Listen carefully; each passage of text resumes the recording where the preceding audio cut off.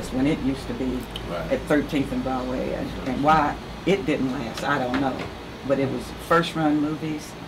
I just thought it was great. But you know, when you look at it, 70% of the liquor stores, of the packaged liquor at 4 a.m.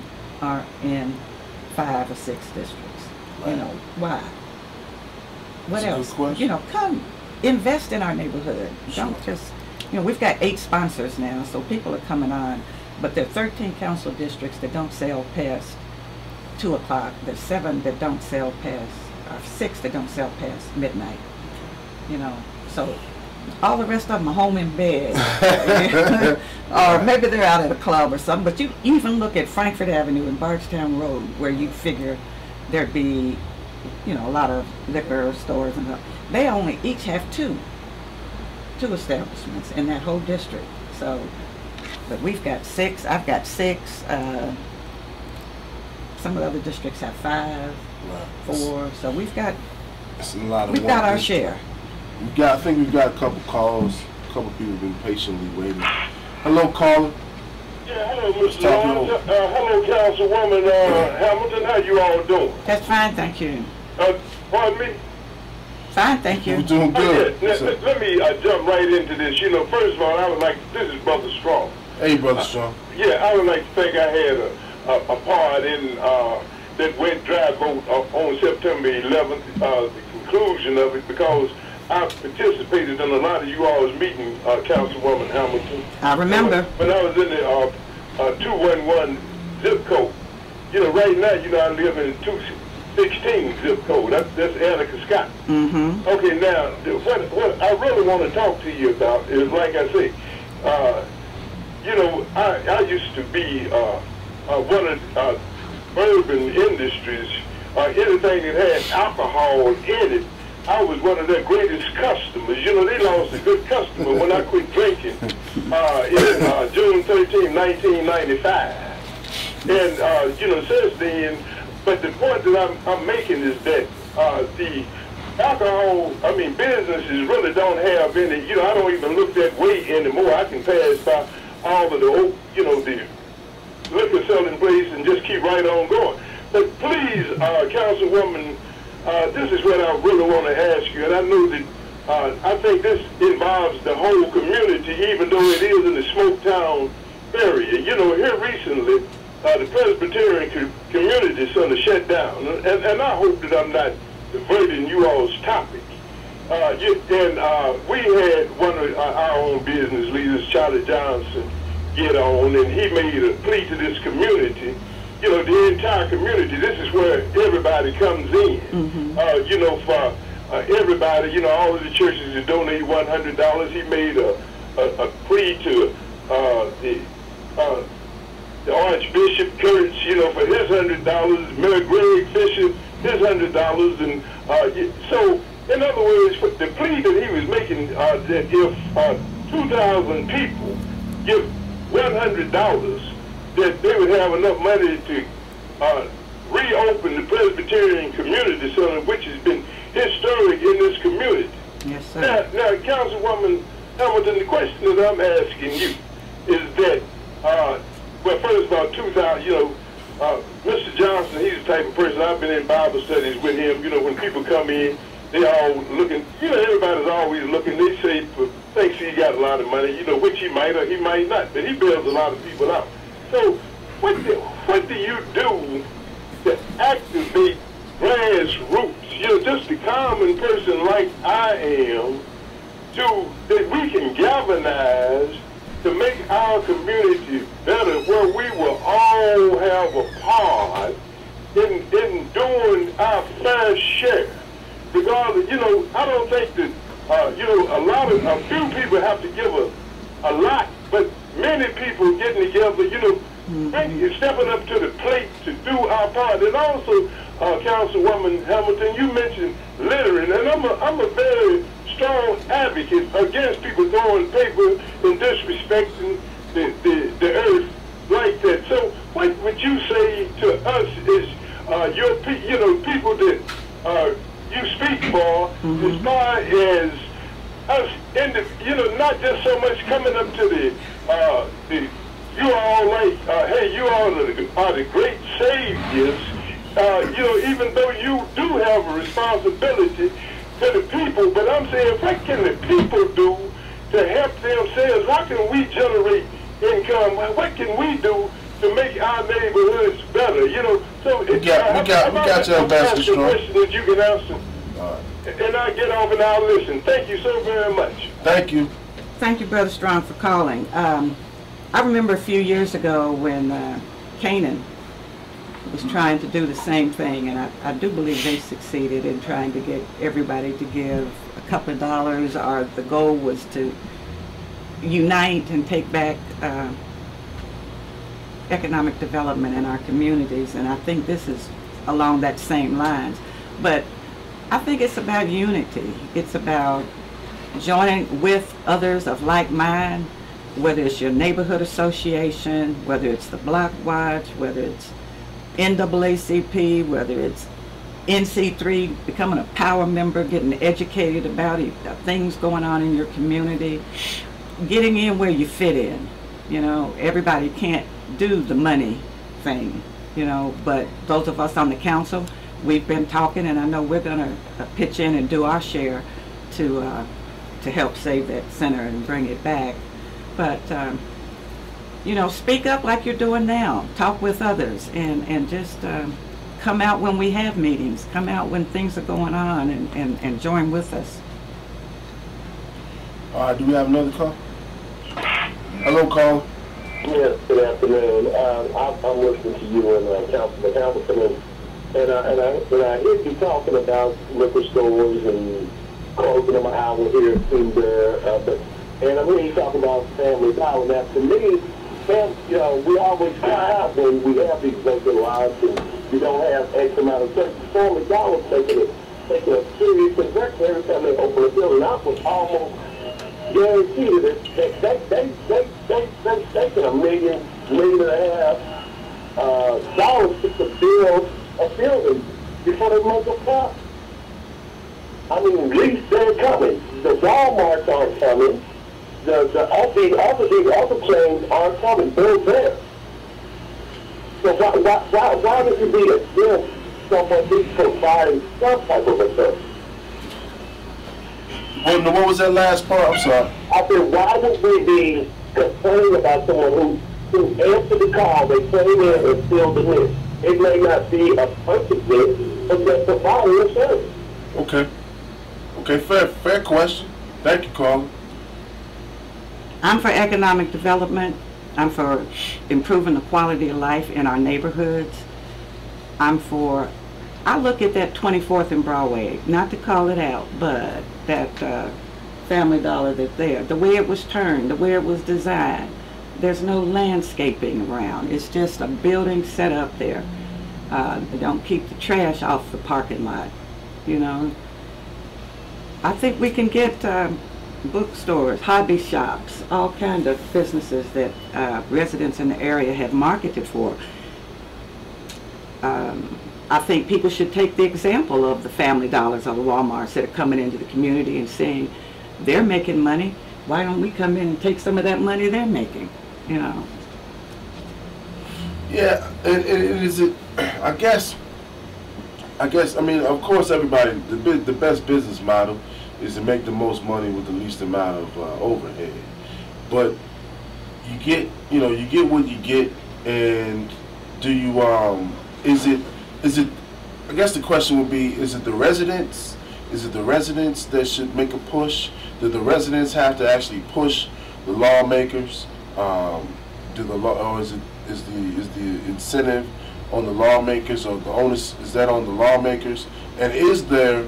I guess the greater question would be: is there a West Louisville agenda? Have the council people that represent the districts in West Louisville, have they come together and made a proposal, or made up a bill, or had anything written down on paper to say, look, this is what we want, this is our goal in 5 to 10 years? Is there anything like that out there, or is it a plan, or has it happened before? Or, Well, I know we do try to cooperate and support each other on initiatives in our districts.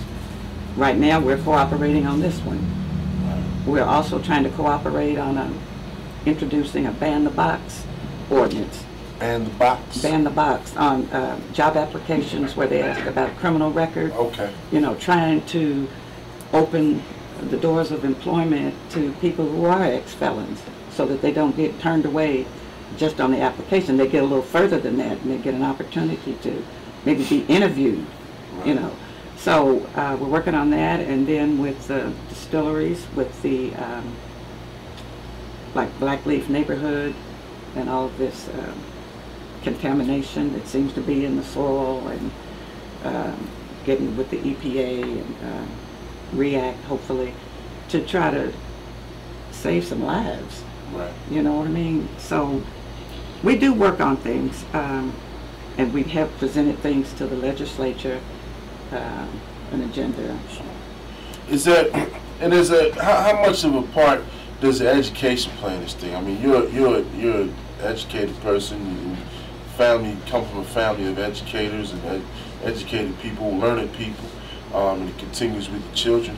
How much does education play a part in this? As far as you gotta, I mean, because we got this West Louisville magazine, the median household income is $21,000, right? So realistically, how are you going to? And when we talk about the business model, businesses come based on socioeconomics. So how realistic is it for a for Macy's or for a high-end store to come to West Louisville versus a Family Dollar that, you know, you can go in and grab your stuff, it's on a bus route, or you can walk home if you don't have a car? How realistic are these major businesses to come in and look at West Louisville when the people are only making $21,000? The education is you only have 38% that have some college, 7% bachelor's degrees, and of course, you know, we've got. I just talked to Reverend Cosby yesterday. We've got Simmons College, who's you know doing a great job in educating people, trying to raise up the socioeconomic status. But how realistic is it for businesses to come in and to be able to attract them when you got the base that you have now, which are majority, a vast majority, no college, and what job prospects do they really have? What skills do they really have? Is that realistic? Yeah, and I'm glad you touched on that, because enough people who are college graduates have some college in our community, and Simmons College is a great resource for people of all ages to go to, and we hope that more will take advantage of that. But it's job training, it's education, and you know, everybody's talking about the 55,000 and 15,000 degrees. Right. We need to take that seriously. We need to encourage young people to stay in school, you know, or get some career training or some job training. And if they've got a marketable skill, they need one in this society. They really do. Yeah, no doubt about it. Do we have a call? No. We got a call. Let's talk it over. Hello, Carl. How you doing? Hey, this is Brother Gerald Muhammad. What's going on, Brandon? What's up, Brother Gerald? What's happening? Oh, doing well. And I was just driving home, and of course turned on the radio to catch your show, and I'm enjoying the conversation with the Councilwoman. You know, this is my thought on the situation, talking about economic development in the West End, and when we talk about liquor stores in the West End, when we talk about Family Dollars, if you look at littering, what we're doing, we're demonstrating a lack of self-respect. And all the things that we're discussing, we're actually talking about symptoms. You know, people going to the liquor store, that is a symptom. People littering, that is a symptom. And my point is, I think we have a serious moral issue in our community, because we do know how to act, because we know how to act when we're in Hurstbourne, we know how to act when we come across the bridge to Indiana. But when we get in our own community, we see that there's no borders and there's no rules. So, you know, I think it's something really, it's a spiritual issue. That's something that we have to look at the churches. I mean, what are we preaching in our pulpits on Sunday? That if we will litter and throw things in the parking lot on 24th and Broadway, but we won't do that on Hurstbourne Lane. But that's because we have lost respect for ourselves. So I think a lot of things we're discussing, they are, we're looking at the effect, and I think we need to move the discussion more towards the cause. I think what is causing this type of behavior, what is causing this type of attitude where we don't care about where we live. One more point, then I'll get off the phone. And Brandon, you know, we had this discussion recently, but young professionals, you know, what is that? What is there for them to do in the city of Louisville, not just West Louisville, but you know, I know young folks, when they make money, they move to Indianapolis or they move to you know, Atlanta or somewhere, because there's just not really a social life. I've actually even met with the people at Derby Dinner Playhouse, and you know, they even talk about how they don't get much of a young, you know, young crowd there. And I've been working with them just to try to get more folks interested in things like that. So those are just a couple of thoughts, but I think it's a great dialogue, and I appreciate what you're doing. And you all have a blessed day. Thanks, Brother Gerald. Thank you so much, Brother Gerald. And just to mention, Gerald Muhammad last night at Trinity Family Life put on a do for self business meeting, and they had a lot of entrepreneurs, individuals that are really interested and invested in the community. And I guess, you know, one thing probably would be, like you're saying, as far as with the other council members, collaboration has got to be a key element of that. We got one. But when he mentioned about the Derby dinner, but you know, maybe if they brought in something that was people wanted to see. Absolutely. You know what I mean? If they got some feedback, and I know Ken Clay has contacts all over, you know, New York and Chicago and different places, and I don't know, it's just a new energy that needs to come about in this community of everybody trying to pull in the same direction, you know, and instead of pulling each other apart. Yeah, we need some energy, no doubt, in one direction. Let's take this call. Hello, caller. How you doing? Hello. Yes, ma'am. How are you? Yeah. Oh, I'm doing fine. I'm out Council Wilson. How you doing, Miss Wilson? Oh, I'm doing good. Good. I was just listening to her talking. Now, I live out here in California. I live on Kentucky. And when I moved out here, we had every kind of store out here you could, but you know, the white was living on the side, and they started moving out because I've been here since '65. But let me tell you something. They talking about dollar stores. The best thing ever happened to me is when they made that one down here, 28th Street. The dollar store down there. I'm not kidding. I found nice things in there. You know what I mean? Yes, ma'am. And I'm telling you, if we didn't have it, we wouldn't have nothing. And I don't see nothing wrong with them liquor stores. These people gonna buy this liquor, whether you close these liquor stores or not. I've never tasted alcohol. I don't have nothing but where I think they need to work on is stop this medical marijuana they coming up here. That stuff ruins people. I don't care what doctor says. That stuff ruins people's brains. And they want people to be crazy. And they need to do some of it. Still talking about something. See, alcohol, they put cigarettes out of business. Cigarettes, I used to smoke, but I quit smoking when they went up to 50 cents. That's too much money to take it. Now, I'm serious, and I just quit. But what people got to do, we got more education out here than nobody got no common sense. I listen to them every day. I'll be 84 years old my birthday. I'm telling you right now, these people need to think for themselves. See, we got to, and parents need to, first thing they need to do, go down here in court and tell them judges that they're going to raise their kids. But kids don't want to do something, they don't want to go to school, nothing you can do about it. Our parents need to raise their kids. It's different than abusing kids and raising. I raised 6, I know. My mother raised 11. And you understand me? And that's the first thing, and then quit worrying about it. They close, talking about cigarettes killing people, cigarettes killing nobody. Yeah, everything you take, if you're too much of anything, it's bad for you. I hear you. Because they give you pills now, these doctors say, I know this. But you know what I tell them? If the pill's so good, you take it, because I'm not taking this. And I walk around here looking crazy. And leave them get into it all the time. Now, you need to be taking this, I said, why don't you take it? Because we our own fault. You got to give you 5 cents need to use them. Yes, ma'am. And people don't quit thinking for themselves, and I'm not kidding.